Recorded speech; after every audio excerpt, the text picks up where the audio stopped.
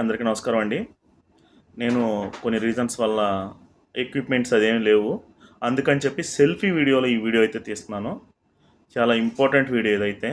జగన్మోహన్ రెడ్డి గారికి నా తరపున అయితే ఒక చిన్న సూచన ఏంటంటే, వైఎస్ఆర్సీపీ పార్టీ అనే పేరు తీసేసి యువజన శృంగార పార్టీ పెట్టుకుంటే అతని పార్టీకి ఏదైనా గూగుల్లో కానీ వాటిలో కానీ మంచి మైలేజ్ వచ్చే అవకాశం ఉంది. ఎందుకంటారా, పెద్ద పెద్ద శృంగార పురుషులు, హత్యలు, ఏదైతే అరాచకాలు చేసే వాళ్ళందరూ అదే పార్టీలో ఉన్నారు. అసలు నువ్వు పార్టీ స్థాపించింది ఎందుకు? ఆడవాళ్ళని ఇబ్బంది పెట్టడానికా? ఆడవాళ్ళని వేపుకు తినడానికా?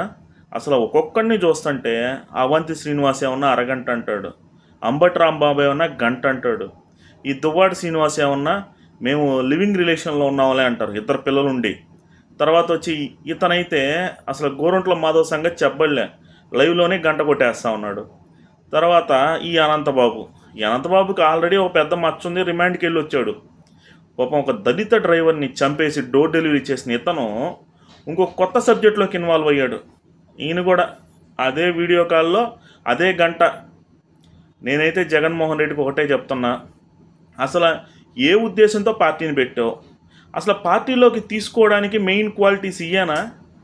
నువ్వు నీ పార్టీలో తీసుకోవాలంటే ఆడవాళ్ళని ఇబ్బంది పెట్టే వాళ్ళని, ఎస్సీ ఎస్టీలని చంపేసి డోర్ డెలివరీ చేసే వాళ్ళని, వీళ్ళనేనా నువ్వు పార్టీలోకి తీసుకునేది? ఎవరినైతే రౌడీలను తీసుకుంటావో, ఎవరినైతే ఇటువంటి దుర్మార్గులను పార్టీలోకి తీసుకుంటావో, అసలు నువ్వు ప్రజలకు ఏం తెలియచేయాలనుకుంటున్నావు?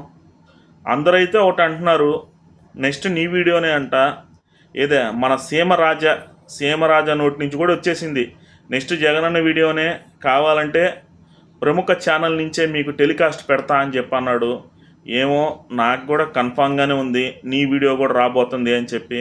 ఎందుకంటావా, ఖచ్చితంగా నువ్వు కూడా ఆ శృంగార పురుషుల పార్టీకి సంబంధించినవే కాబట్టి నీ వీడియో కూడా రాబోతుంది అని చెప్పి నేను కూడా నీ వీడియో కోసం అయితే ఎదురు చూస్తూ ఉన్నా.